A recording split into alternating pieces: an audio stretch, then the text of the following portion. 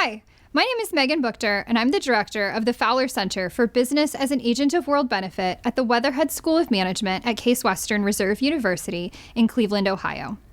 At the Fowler Center, our mission is to educate students about the transformative power of business to make a positive impact globally. One of our key initiatives is the AIM2Flourish program, which collaborates with professors and universities worldwide. Through this program, students interview business leaders or social entrepreneurs from companies they admire and write stories highlighting how these businesses contribute to one or more of the United Nations Sustainable Development Goals. These stories are published on the AIM2Flourish website, showcasing the remarkable efforts of businesses globally. Additionally, each year, we award the annual Flourish Prizes, selecting one honoree for each of the 17 UN Global Goals from the stories published in the previous year, as determined by a rigorous jury process. Today, I have the absolute honor of being here with our Flourish Prize honorees for Global Goal number 2, Zero Hunger. And I'm joined here today by Food-ATM leader Ayesha Khan and Professor Yaprak Anadol from the University of Dubai, the Dubai Business School. I'm so excited to talk to both of you today and hear more about how AIM2Flourish has been used in your class, Yaprak, and more about Food-ATM. So thank you so much for joining me. I'm very excited. I'm going to start by asking Yaprak if you can tell me a little bit more about using AIM2Flourish in your class and some of the outcomes that you've seen from your students. Thank you, Megan. It's an honor to be here with you. And actually, our AIM2Flourish story started with when Chris Lassio has visited us in Zayed University a few years back for the PRME Regional Forum. So this is the time that we heard about it, and we become aware of this kind of amazing project, and we started to think about how we can include this project as an assignment in our classrooms. So since I was teaching business and society courses, and this year Introduction to Responsible Business Management, it is very useful and very practical for me as a professor to be able to implement it in the curriculum. And it became a kind of a tradition now to introduce my students this challenging work, because it is not easy to find and align the students to work with this kind of project and find the right and impactful good businesses, social businesses who can achieve a significant impact. And it was an amazing experience meeting with Ayesha Khan. So she was, like a star. And we just advised our students to look for it different companies. And one of my team worked with Ayesha and created this story of the business. And actually, it was very practical, useful, and students learn a lot from it. And it is really, really big inspiration for them in the future to be responsible leaders like Ayesha Khan. Yeah. That is so great to hear. I love that you learned about the AIM2Flourish assignment through Professor Chris Laszlo when he was there for the Prime conference that happened a few years ago. I think that's wonderful. And I know that you've been using AIM2Flourish for a few years now, so we're very appreciative to continually receive these stories from your class and from the Middle East and from Dubai. So it's really exciting, and really we're very honored to have you use our program and to continue to receive these stories. So thank you so much for that. Ayesha, Yaprak has already kind of led into mentioning you, and so I want to jump over and give you a chance to tell us a little bit about Food-ATM and kind of what Food-ATM is and what inspired you to start this organization. Thank you, Ms. Megan. I'm really honored to be part of this program, and a huge thanks to Dr. Yaprak as well, because she's been so kind that she selected us for a case study for her students. To be very honest, we are so much hands-on with the food security for the lower income that I was somewhere in my heart wanting to reach out the younger generation, the students, because they are our future. but I did not know how to reach them because we are so much absorbed in our work 24 hours that there was no way I could have reached out. But there is a beautiful program like AIMS2Flourish, and Dr. Yaprak and team selected us. So it was like an answer to my prayers where the students came up and they discussed about such a beautiful arrangement where they could have written a story of an existing project which is a real life social impact happening to millions of people. So, yes, we are blessed that we are here, have been selected by the University of Dubai and by your organization. So, Food-ATM provides food security to the lower income. The lower income people in our country here in UAE constitute of approximately one third of the total population. That's like 3.3 million people. And globally, I would say it is actually at 52% now, especially after the pandemic. So it's very evident that they are very much there around us. They are the hands and legs building any city, any development, like whether it's the gardeners, the cleaners, the drivers, they're everywhere, in every region, every country. But their salaries remain stagnant, and the cost of food, there is cost of living increasing, of course, everywhere, rents and many other things, but cost of food is increasing every quarter. And we did not pause to think about them. If the cost of food is increasing 4 times every year, and those people whose salaries are already low, have we thought what happens to them? They start compromising from maybe 3 meals a day to 2 meals, or 2 meals a day to 1 meal. So that is why Food-ATM, an answer to food security for all those who do a lot of physical intensive work more than us, and they deserve to eat like any other human being. The very basic human need also, human right also, food. So this is the 5th year, Alhamdulillah. The cost of food is the same, from 50 fils to 3 dirham. And we have a very beautiful group of human beings who conveyed our story. And by this, I really hope the whole world knows about it, especially the children, the students of schools and universities. They must know that social impact is possible while doing a business.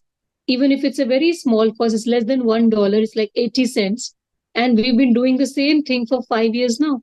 So students have a lot to learn, that how could a business sustain over a period of time against the cost inflations and continue to help the lower incomes, a huge segment of our human society. So that's Food-ATM. Thank you so much. It's so interesting to hear about your organization. Can you tell us just a little bit about what kind of the moment that really inspired you to get going with what you're doing and to start Food-ATM? The very essence of the project is hunger. It was only hunger that I wanted to address, because as a young student at around the age of 17, when we lost our father's support, I had to struggle for education and food. My brother was only 10 years of age, and I was doing my engineering at 17. We were left nowhere. So we faced hunger in a terrible manner, where we had to continue our education and we had to select either to buy books or to buy food.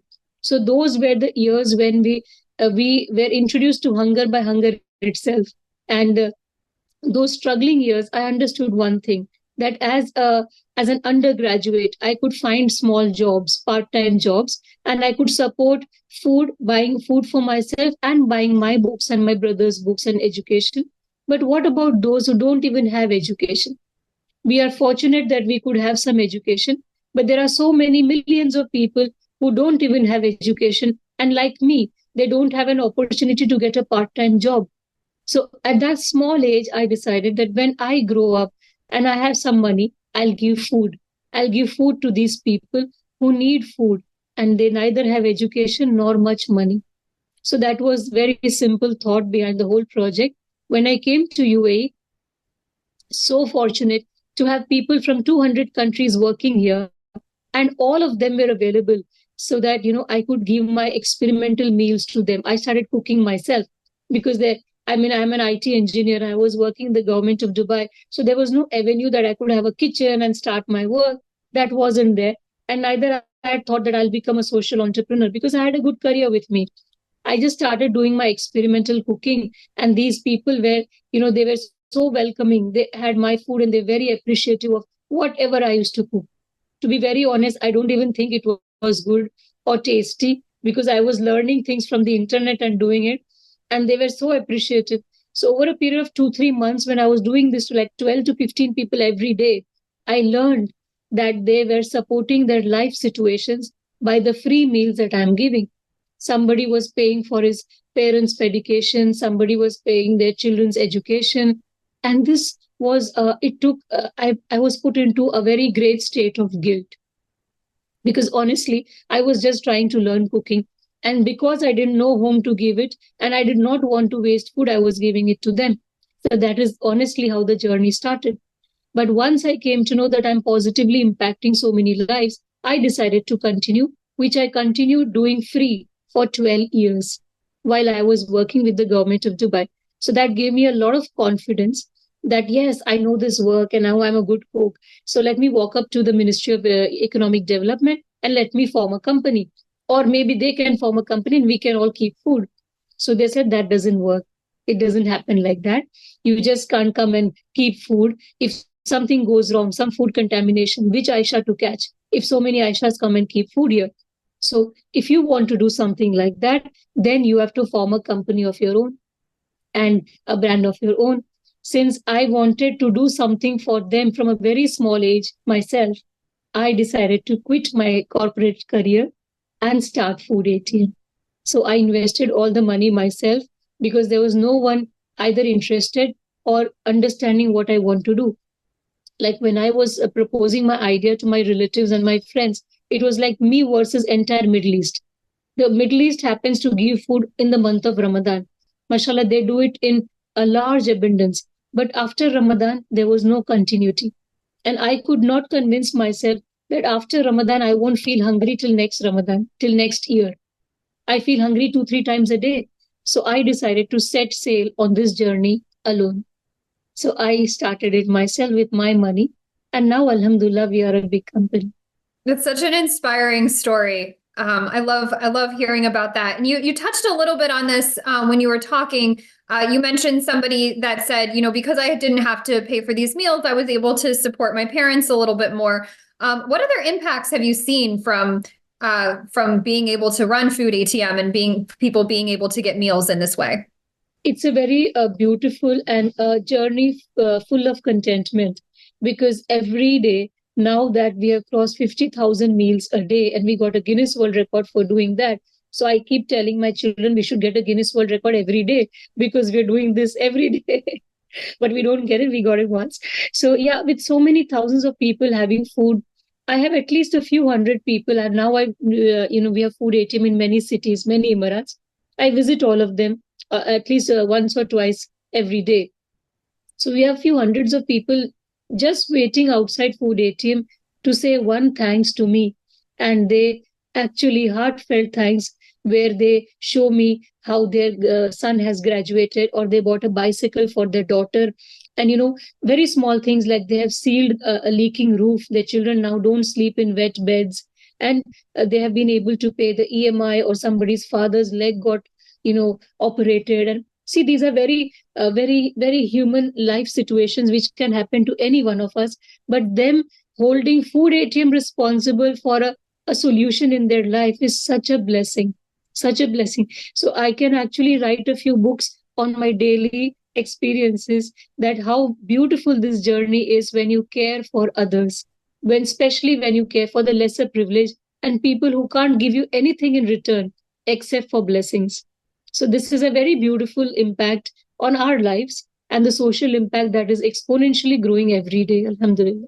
It is really amazing to read about the impact that Food-ATM is making, and to read those individual stories from people that are then able to do something else because they're able to be fed by Food-ATM and then use that money to support their families in a different way. So it's the impact that you're having and the stories that you're hearing are amazing.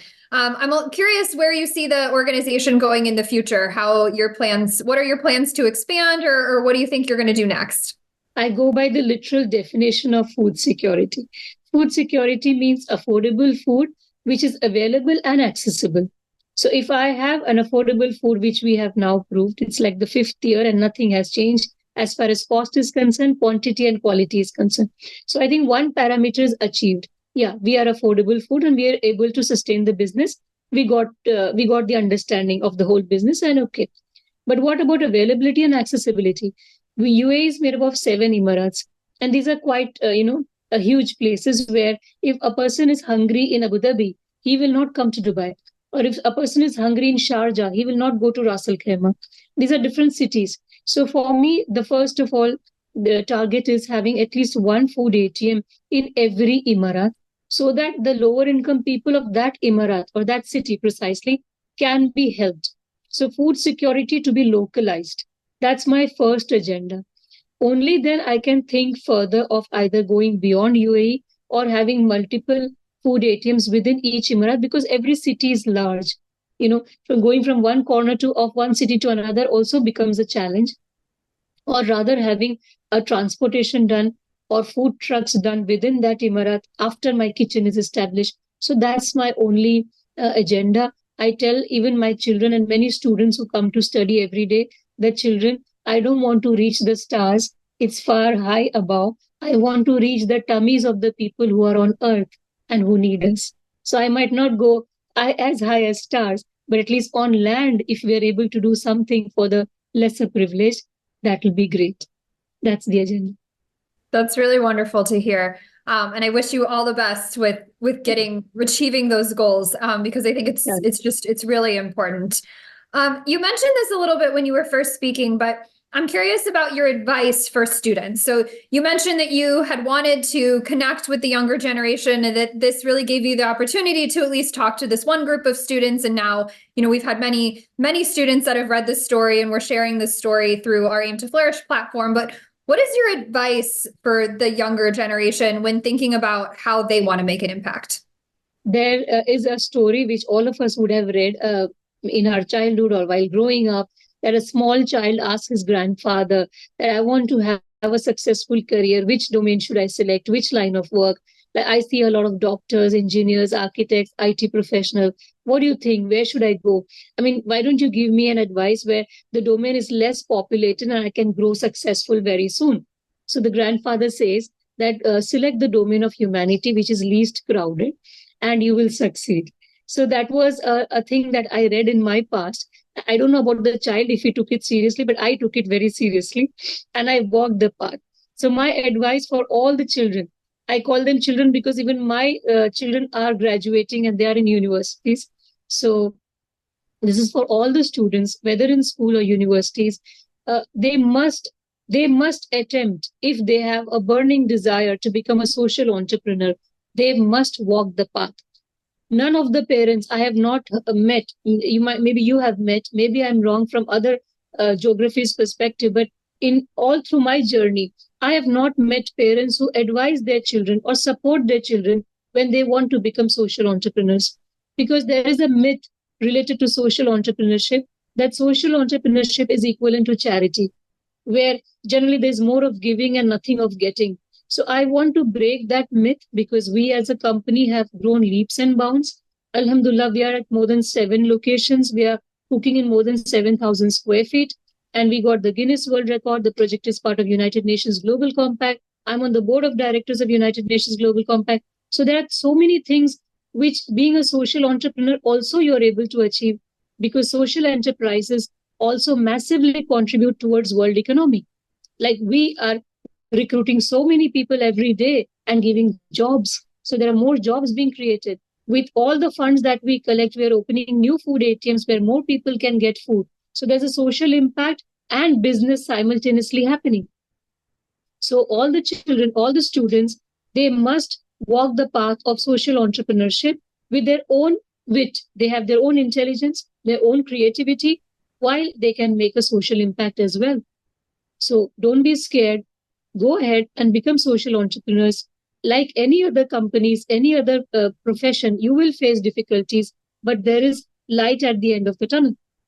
That is such a wonderful answer. I want to share that with all of my students in all of our programs. So thank you so much for sharing that and for having that perspective. I really appreciate that. I think you're right. Like, sometimes there is that perspective that, oh, this is charity or this is meant to be a side job. And it's, we're working on flipping that perspective to say that, this is a real career path. There are ways that you can have a good life and a good career, but still helping humanity, helping society, helping to achieve, sustainability for everyone in every aspect of what that word means.